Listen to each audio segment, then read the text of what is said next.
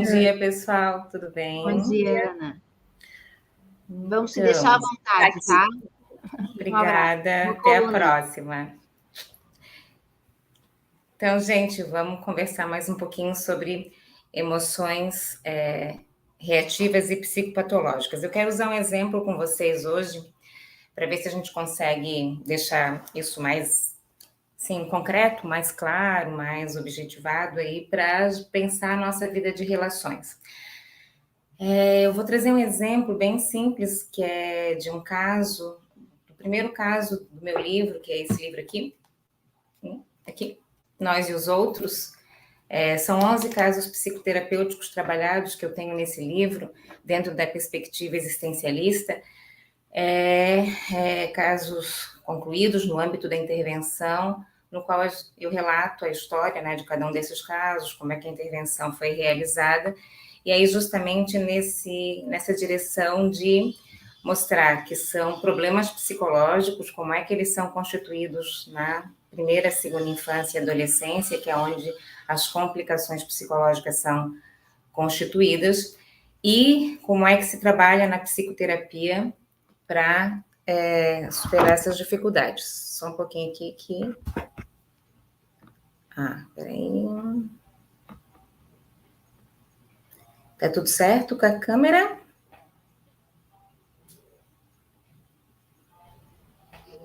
É que a gente... Tá vendo que tem uma pequena borda preta na parte de cima? Sabe o que é? Tá. Perfeito. Tá, joia.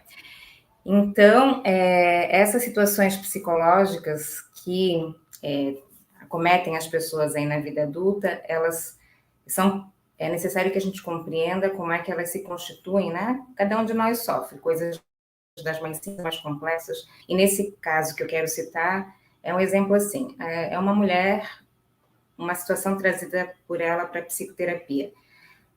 Num dia, à noite, o marido dela chegou do trabalho e ela perguntou para ela pela meia do futebol. Ele ia jogar futebol naquela noite, perguntou para ela pela meia do futebol. Ela estava lá fazendo os afazeres da casa dela, os afazeres domésticos, e quando ela se deu conta que não sabia onde a meia estava, que não sabia se tinha colocado essa meia para lavar ou não, ela entrou em pânico, né? Então, palpitação, pressão no peito, pressão no corpo, frio na barriga, sensação de desmaio. Ela entrou, né, numa situação emocional bem forte por conta do questionamento do marido, né? Essa é uma situação doméstica, vamos dizer assim, né? Com ela como dona de casa, mas essa mesma pessoa era profissional, então tinha dificuldades semelhantes na relação com a chefia, na relação com as pessoas com quem ela se relacionava no trabalho, com, né, as pessoas que iam até ela. Na relação com a filha, que era pequenininha, de 5 anos, então não se trata só de questões relacionadas ao ambiente doméstico. Quando a dificuldade psicológica ela ocorre, ela alcança a gente em todos os nossos perfis. Então, usando esse exemplo desse pânico no qual essa mulher entrou, pela solicitação do marido pela meia dele, o que aconteceu aí? Ela, na antecipação, na experimentação, na atmosfera na qual ela entrou, a partir da pergunta do marido, eles iam brigar, ele ia chamar a atenção dela porque ela não tinha organizado as coisas da casa, as roupas dele, ele ia... Por fim, né, em termos de saber de ser, de experimentação a respeito do que ia acontecer ali, ela antecipou, ela viveu por antecipação a possibilidade de um conflito enorme que pudesse levá-lo a desgostar dela, a dizer que, em última instância, que ia embora, que ia abandoná-la. Parece exagero, mas quem vive situações psicológicas sabe que é assim mesmo. A pessoa, no momento em que ela vive como absoluto, como verdadeiro, né, ela tem certeza de que aquilo vai acontecer e entra em desespero. Nesse caso, a incompatibilidade, que é isso que eu quero chamar a atenção, entre a realidade objetiva e o psicológico é essa, quer dizer, se a pessoa tem uma simples meia para lavar, né, o que ela podia dizer para o marido? Que a meia não estava lavada, que ele pegasse outra meia, que ele usasse uma meia já usada, se não tivesse outra para dispor naquele momento, ou que ele não fosse ao futebol, né, conversar com ele. Então, todo mundo olhando de fora diria, é simples, é só falar tal coisa, é só fazer tal coisa. Então, quando a gente olha de fora para uma situação psicológica, todo mundo sabe resolver, dar palpite, opinião, conselho, muito bem. Ah, é só fazer isso, é só fazer aquilo. O exemplo ali simples que eu sempre cito do elevador, né? Ah, o elevador é novo, é só entrar, não vai cair, não se preocupa. Isso seria assim se não existisse essa realidade humana que é o psicológico, né? O psicopatológico, que é a nossa reação às situações que não se extingue ao que está dado ali em termos de realidade objetiva. Como é que é possível acontecer isso com uma pessoa? Nesse exemplo que eu estou citando. Esse medo do abandono, esse medo da briga, esse medo do conflito que vai ter um desfecho terrível, tem raízes profundas na vida dessa mulher. Então, qualquer situação de confronto, seja com a filha, seja com o marido, seja com as pessoas do trabalho, seja até no comércio, se ela for fazer algum contato com o gerente para pedir a troca de uma roupa, se a pessoa confrontá-la, questioná-la mais fortemente, ela vai entrar em ansiedade, vai entrar em pânico, ou entraria, né, no caso, já que é uma pessoa que já resolveu o seu problema psicológico, mas porque ela entra na antecipação de que a pessoa vai se decepcionar com ela, vai se desagradar, vai, em última instância, abandoná-la. Como é que isso é possível? Nesse caso, para ser bem didática, né? Nesse caso, a gente tem um episódio de gênese, da origem da personalidade dessa pessoa, lá quando ela tinha 5 anos.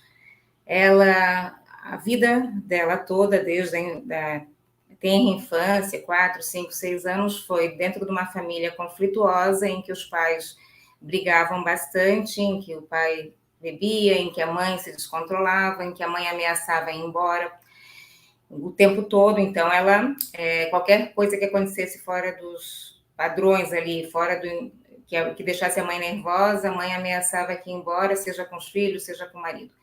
E teve uma ocasião fatídica, quando ela tinha 5 anos, em que foi, vamos dizer assim, o gatilho que armou o clima antropológico no qual essa mulher constituiu o seu psicológico e viveu a sua vida toda, que ela estava em casa, ouvindo os pais discutirem.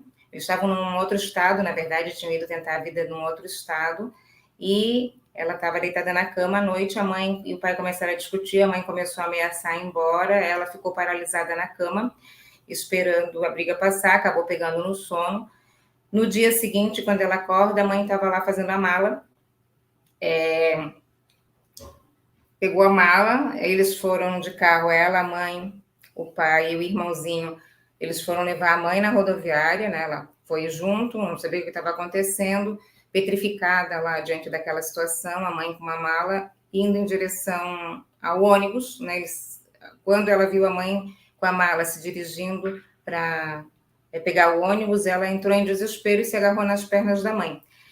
Nesse momento, o pai ia tirar ela da situação, né, tirar do colo da mãe, das pernas da mãe, e a mãe disse, deixa, e levou ela junto com a roupa apenas com a roupa do corpo, né? Então foi ela embora de ônibus com a mãe, viajaram por 3 dias com a roupa do corpo. Nesse episódio, chegando na cidade de Natal delas, que ela não sabia para onde é que elas estavam indo, mas chegando lá, a mãe deixou ela na casa da avó paterna, porque a mãe estava voltando para a cidade, o pai ia vir depois para se estabelecer, porque ela não aguentava mais o lugar onde eles estavam, lá no outro estado. Mas a menina não sabia de nada disso aos 5 anos. Ela só sabia que a mãe ia embora, e só não foi embora porque ela se agarrou nas pernas da mãe. Ela só não ficou sem a mãe por isso, no entendimento dela, menina. E quando ela chegou na outra cidade, a mãe deixou ela na casa da avó e também sumiu sem explicar para ela o que estava acontecendo. Na verdade, a mãe deixou ela ali por um tempo, depois a mãe ia buscar, depois ela ia voltar a ficar com os pais, mas aos 5 anos, olhando tudo aquilo ocorrer, sem comunicação com a criança do que estava acontecendo, ela entrou em desespero, intuindo que ela estava abandonada. Então, esse é um episódio de gênese, que a gente chama, um episódio que deixou marcas profundas nessa personalidade. E aí, na vida adulta, toda situação que vai trazer algum elemento semelhante a isso, quer dizer, algum tipo de conflito, algum tipo de ameaça, algum tipo de rompante de alguma pessoa ao redor dela, vai espontaneamente fazer com que ela entre na mesma atmosfera.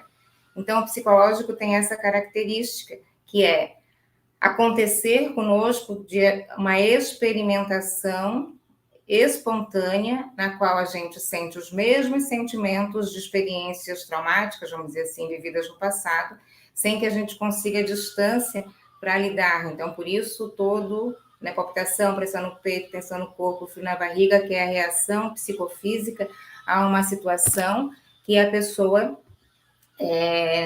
não consegue distância para perceber, né, como algo que não tem objetividade para aquele momento. Mas não é que a pessoa não seja boba, não entenda que as situações são distintas, né? Ela vê que é exagero dela, nesse exemplo, reagir assim à atitude do marido de pedir a meia. Ninguém ignora isso, ninguém que tem complicação psicológica ignora que exagera quando reage a uma situação, ela só não compreende como é que é possível. Quando a gente vai estudar uma personalidade, a gente vê que acontece dessa forma. Esses episódios atuais nos quais a pessoa exagera, ela exagera para aquela situação presente, mas se ligam a situações do passado, onde aquela emoção era praticamente compatível, porque uma criança de 5 anos que vê a mãe no risco de sumir no mundo, não sabe para onde a mãe vai, ela entra mesmo em desespero. Só que o psicológico marca a pessoa, né? Deixa cicatrizes que faz com que a pessoa, na vida adulta, viva o mesmo sentimento sem se dar conta de onde ele vem, sem se dar conta e também sem saber como desmontar esse mesmo sentimento, embora, às vezes, ela, inclusive, saiba quais são as situações pelas quais ela passou que foram traumatizantes, que foram as que lhe deixaram marcas. Então, esse é um ponto importante que a gente vai trabalhar melhor para entender que o psicológico não se trata de falta de esclarecimento, de falta de informação, né, de tolice, de bobagem, de falta de discernimento, de falta de pensar bem, nada disso. Os impasses psicológicos, ou psicológico, e quando nesse psicológico há impasses, eles são... os impasses são fenômenos que precisam ser estudados nessa complexidade, como é que eles se constituíram. Eles não são doenças mentais, eles não são crônicos, eles não são orgânicos. Então, quando a gente fala em pânico, em ansiedade, em depressão, em transtorno obsessivo-compulsivo, nesses nomes que a psiquiatria usa para falar do psicopatológico, a gente não está falando, na verdade, de doenças, a gente está falando de impasses desse tipo, situações presentes que são vividas como se estivéssemos lá no passado vivendo as